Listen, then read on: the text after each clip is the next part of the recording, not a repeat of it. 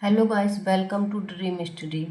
पिछली क्लास में हम लोग इतिहास के आधुनिक इतिहास को शुरू किया था।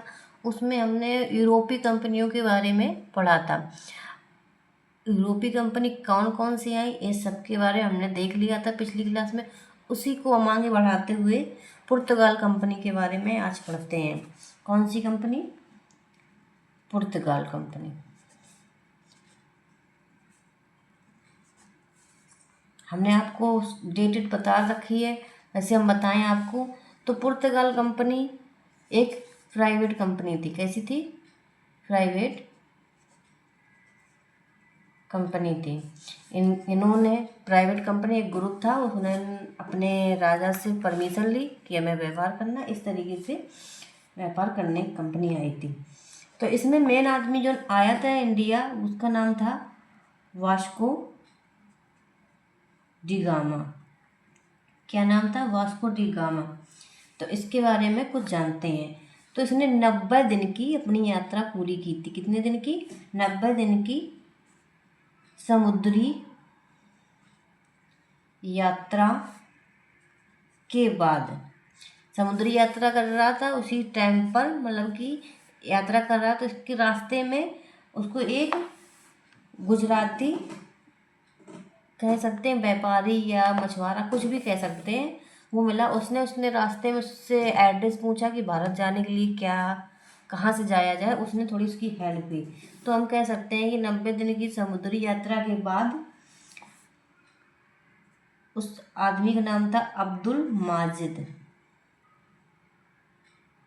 अब्दुल मजीद कहते हैं, कोई माजिद कहता है, जैसा भी आप समझ लें, नामक गुजराती पथ प्रदर्शक की सहायता से भारत के कालीकट पर पहुंचा। अब एक कालीकट पर तो पहुंच गया। वहाँ पर एक जो तत्कालिक राजा था, उसका नाम था जमोरिन। क्या नाम था? वहाँ के जो शासक था, जो कालीकट के में शासन कर रहा था उस टाइम पर, उसका नाम था जमोरिन। कहा जाता है कि जब ये वास्को डी गामा इंडिया पहुंचा कालीकट पे, तो जमोरिन ने उसका स्वागत किया। क्या किया? स्वागत किया। किया हो कि नहीं किया, अभी क्या ही बता सकते हैं। इसके बाद बताते हैं आपको, कालीकट मतलब कि पहले से भी व्यापार चल रहे थे। ये नहीं था कि व्यापार ये अभी यहीं से शुरू हुआ था, पुर्तगाल जब आए थे। इसके पहले भी व्यापार चल रहे थे, हमने पिछली क्लास में आपको बताया था। तो वहाँ पर पहले से व्यापारी लोग जो थे, वो उनका विरोध कर रहे थे, जैसे कि अरब अरब के व्यापारी वगैरह। अरब के व्यापारी वास्को डी गामा का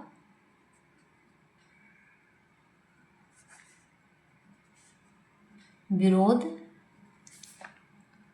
कर रहे थे।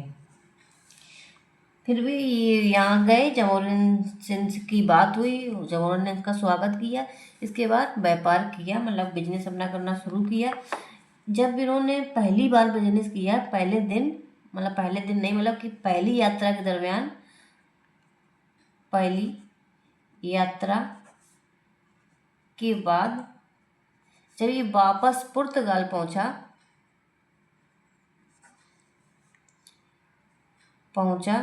तो इसको टोटल 60% का क्या हुआ? लाभ हुआ। तो पुर्तगाल के जो शासक थे, वो तो बहुत खुश हो गए कि बहुत अच्छा लाभ हुआ, 60% तो बहुत मायने रखता है। तो उसी वजह से पुर्तगाल के जो उस टाइम पे शासक थे, उसका नाम था मैनुअल फर्स्ट। यानी कि पुर्तगाल के जो इस टाइम पे शासक थे, उनका नाम था मैनुअल फर्स्ट। तो उन्होंने भारत को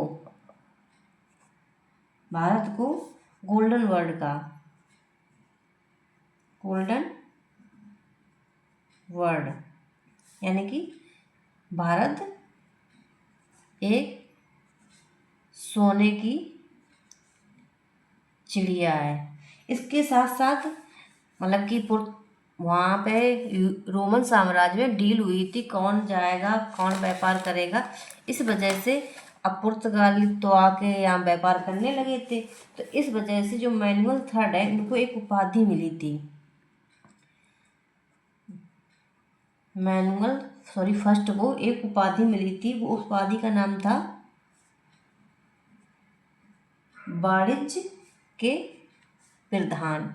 हालांकि व्यापार करने में कि प्रधान इन्होंने हासिल कर ली थी, अपनी प्रधानता इस तरीके से। लेकिन हम आपको अगर बताएं तो जो पुर्तगाल के लोग आए थे इनका उद्देश्य क्या था, तो एक बार थोड़े से उद्देश्य के बारे में नज़र डाल देते हैं। मेनली तो इनका उद्देश्य व्यापार करना ही था, व्यापार करना था।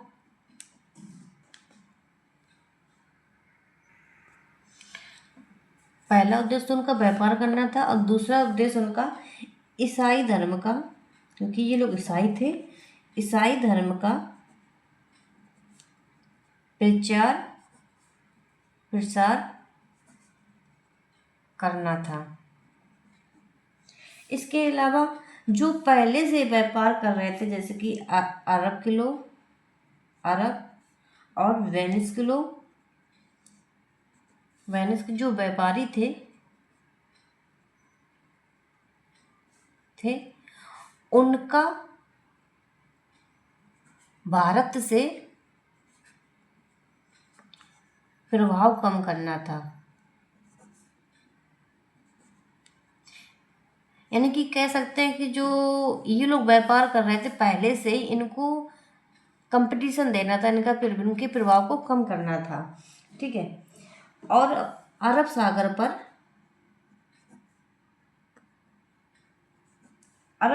पर एकाधिकार करना था, क्योंकि वो अरब सागर एक ऐसा रास्ता था जहाँ से भारत पहुँचा जा सकता था। तो इस पे अगर हमारा अधिकार हो जाएगा तो फिर कोई नहीं आ पाएगा। इस वजह से इनका ये उद्देश्य रहा। आगे चलते हैं। जब पुर्तगाल की व्यापारी कंपनी पुर्तगाल जब वापस पहुंची और 60% का लाभ हुआ, तो फिर पहले तो ये नॉर्मल ऐसे घूमने आई थी, एक तरीके से किसी को कंफर्म नहीं था। इसके बाद इस कंपनी का नाम रखा गया एस्तादो द इंडिया। मतलब इस कंपनी का नाम रखा गया एस्तादो द इंडिया। ये कभी कभी पूछा जा सकता है, तो इसको थोड़ा याद रखना। आइए हम बात करते हैं वास्को डी गामा की। तो वास्को डी गामा आया था पहले, ठीक है। इसके बाद वो रिटर्न हो गया जब 60% उसको लाभ हुआ। इसके बाद वो दूसरे राउंड में भी आया। तो दूसरी बार कब आया भारत? दूसरी बार वह 1502 ईस्वी में दूसरी बार भारत आया। फिर उसने 1503 ईस्वी में पहली फैक्ट्री कोचीन में स्थापित की। कहाँ पे की? कोचीन में स्थापित की। तो आपसे पूछा जाएगा कि पुर्तगाल की पहली फैक्ट्री कहाँ स्थापित की गई और कब की गई? तो कोचीन में 1503 में। ये बात आप याद रखना। और इसके बाद 1505 में दूसरी फैक्ट्री, पहली फैक्ट्री तो ये बन गई थी, फिर दूसरी फैक्ट्री 1505 में दूसरी फैक्ट्री कुन्नूर में स्थापित की गई।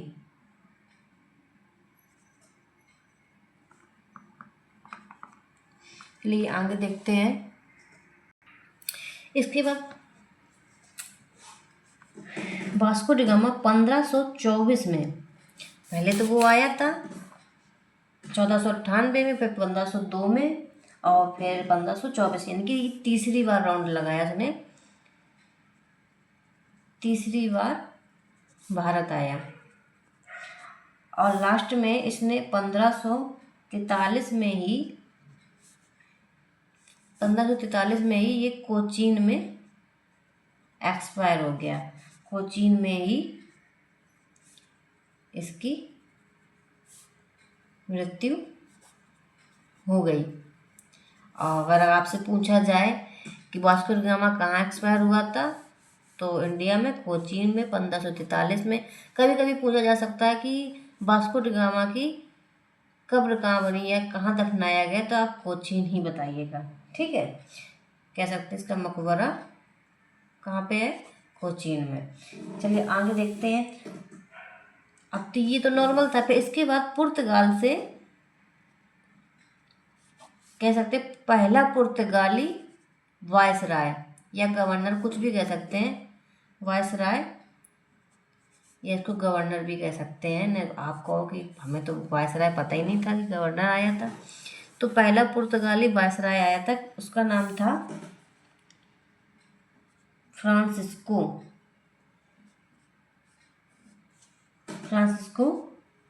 De Almeida. ये नाम बहुत फेमस है, इसको याद रखना। फ्रांसिस्को डी अल्मेडा ये पहला पुर्तगाली गवर्नर था। जैसे कि हम पढ़ते हैं कि ब्रिटिश वाले गवर्नर जनरल पढ़ते हैं, वायसराय आए थे गवर्नर, भारत के गवर्नर जनरल, इसी तरीके से पुर्तगाल से भी गवर्नर जनरल आए थे। गवर्नर जनरल का मतलब क्या था, होता था किसी की इंडिया में नियुक्त करके भेजे गए, तो जो इंडिया में पूरा व्यापार हो रहा है उसका मेन अधिकारी था। ये लेखा जोखा सब प्रकार रखता था, लास्ट में जाके अपने बॉस से अपनी बात कहता था जाके। तो इस तरह जैसे कि पहले हमने देखा होगा मुगल काल में कि सूबेदार रखे जाते थे, तो वही सूबेदार तरीके से ये होते, ठीक है। तो ये कब आया था, 1505 में, और 9 तक ये वायसराय के पद तक रहा। और इसने एक इम्पोर्टेंट नीति अपनाई थी, उसको कहते हैं शांत जल की नीति, और इंग्लिश में इसको कह सकते हैं ब्लू वाटर पॉलिसी। ये शब्द याद रखना, ब्लू वाटर पॉलिसी, क्योंकि ये भी पूछा जाएगा कि ये किसने अपनाई। पहले तो आप ये कि किस देश ने अपनाई गई, तो आप कहना कि पुर्तगाल के हिसाब से, ठीक है। और किसने अपनाई थी, फ्रांसिस्को डी अल्मेडा। और ये होता क्या है, इसको हम थोड़ा सा एक्सप्लेन करते हैं आपको कि ये हिंद महासागर में, कहाँ पर, हिंद महासागर में, सागर में कब्जा करना है एक तरीके से। क्योंकि इनका मतलब क्या था कि अगर हम बस गए, जैसे कि हमारा ये इंडिया है, और वैसे तो बेसिकली हम लोग कहते हैं कि ये हिंद महासागर है, ये अरब सागर है, ये बंगाल की खाड़ी है, लेकिन हिंद महासागर का ही हिस्सा ये होते हैं, ठीक है। तो इन्होंने इस जगह पे पूरा कब्जा कर लिया, क्योंकि कोई भी व्यापारी, अगर बाहरी व्यापारी आएगा शिप से, तो वो इसमें प्रवेश करेगा। जब प्रवेश करेगा तो उसको एक लंबा टैक्स देना पड़ेगा, और टैक्स नहीं दोगे, क्योंकि होता नहीं है, कहा जाता है कि ज़्यादा सताओगे तो सताना सीख जाएंगे। पहले पुर्तगाल वालों को सताया था, इस्लामिक कंट्री ने, वहाँ से वो अंदर नहीं आने दे रहे थे। अब जब इन्होंने रास्ता निकाल लिया तो इन्होंने यहाँ पे कब्जा कर लिया, इस तरीके से यहाँ पर कब्जा कर लिया। तो चलो आगे देखते हैं। तो फ्रांसिस्को डी अल्मीडा की बात हो चुकी है, इसके बारे में इतनी ही खास बात थी कि ये ब्लू वाटर पॉलिसी के जनक थे, एक तरीके से आप समझ सकते हैं, ठीक है। इसके बाद वायसराय के रूप में आए हैं अल्फांसो डी अल्बुकर्क। एक्चुअली में ये पहले ही आ चुके थे कमांडर के रूप में। किस रूप में, कमांडर के रूप में। इसके बाद जब ये अल्मेडा चले गए तो इसके बाद इनको वायसराय के रूप में भेजा गया।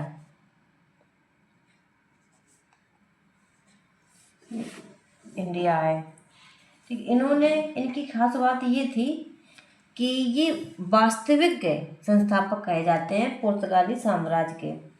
आप कह सकते हैं कि जो ये थे अल्फांसो दी अल्बुकर्क, ये वास्तविक पुर्तगाली व्यापारी थे, यानी कि इनकी वजह से काफ़ी इन्होंने इंडिया में अपने व्यापार को लेके अच्छे काम किए। अल्बुकर्क ने क्या किया, जो बीजापुर के बीजापुर के एक शासक थे आदिल शाह, सॉरी आदिल शाह यूसुफ। ये बीजापुर के शासक थे आदिल शाह यूसुफ।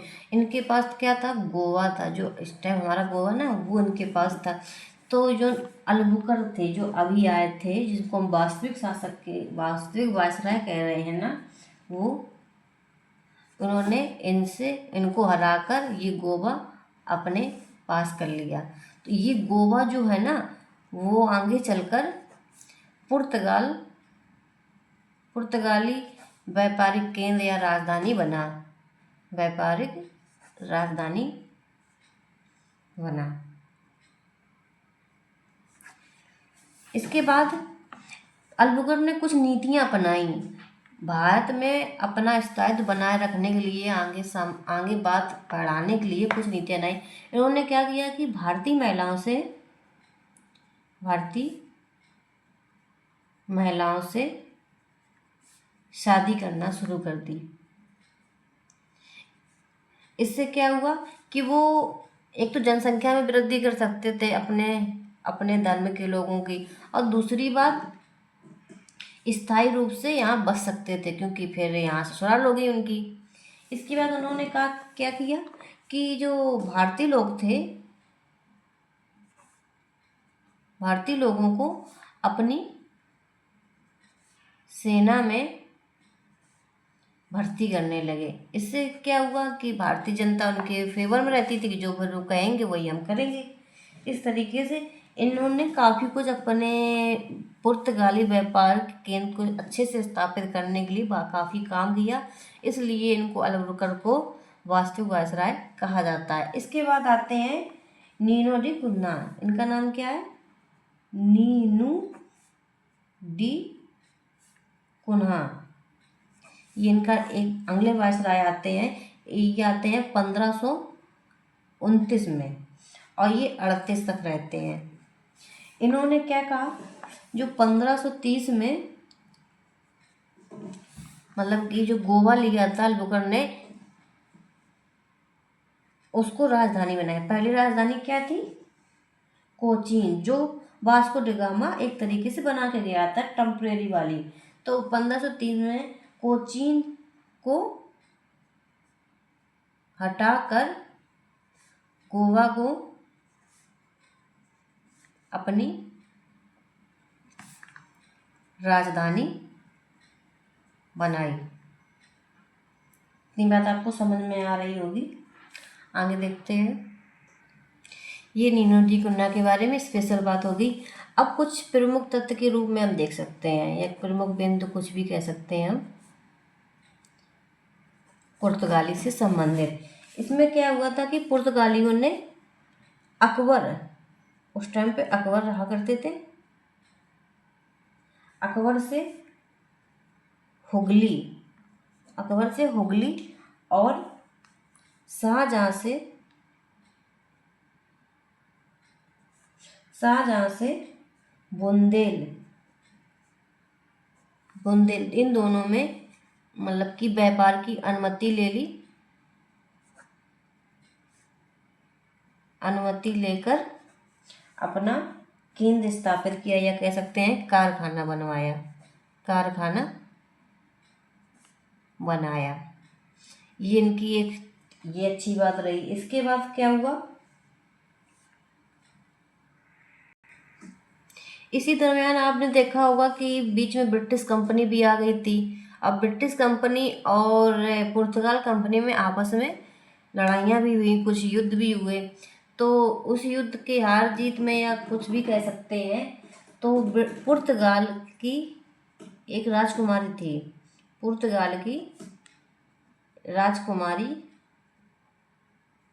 कैथरीन, क्या नाम था उसका, कैथरीन का विवाह ब्रिटिश के सम्राट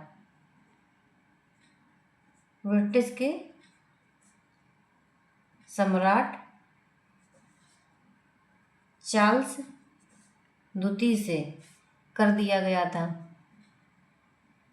कब किया गया था, 1661 में। अब विवाह हो गया तो दहेज भी देना पड़ता है। तो पुर्तगाल ने ब्रिटिश को क्या दहेज में दिया, अपने इंडिया का मुंबई, मतलब कि ये है पुर्तगाल की है, ब्रिटिश दहेज में क्या दे रहे हैं, इंडिया को एक तरीके से देख रहे हैं। तो ये डील हुआ, तो हमारा जो मुंबई था फिर ब्रिटिश के अधीन पहुंच गया था। इसके अलावा हम कुछ ये देख सकते हैं कि जो पुर्तगाल है उससे हमारे देश में क्या क्या नई चीज़ें आई हैं, जैसे कि तम्बाकू की खेती होने लगी, तो पुर्तगाल से ही आई है। इसके बाद हम जहाज़ों का निर्माण करने लगे।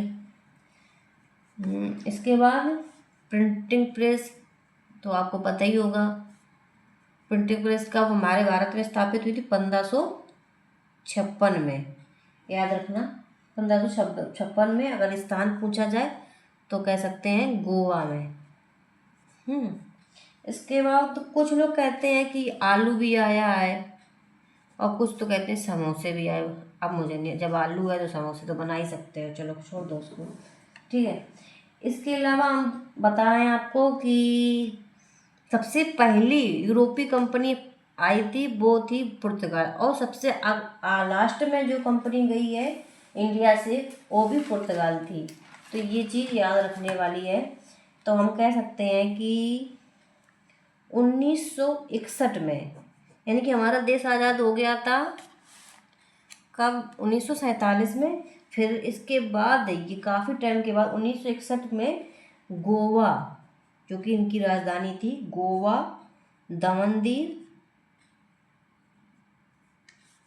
यहाँ पे अभी भी राज कर रहे थे। इसके 1961 में ही ये भारत छोड़कर गए थे, गोवा दमन दीव भारत को छोड़कर गए थे। तो आई थिंक आपको ये पुर्तगाल के जो इम्पोर्टेंट बातें थी या कॉन्सेप्ट थे वो आप समझ पाए होंगे। तो आज के सेशन को हम यहीं तक रखते हैं। धन्यवाद।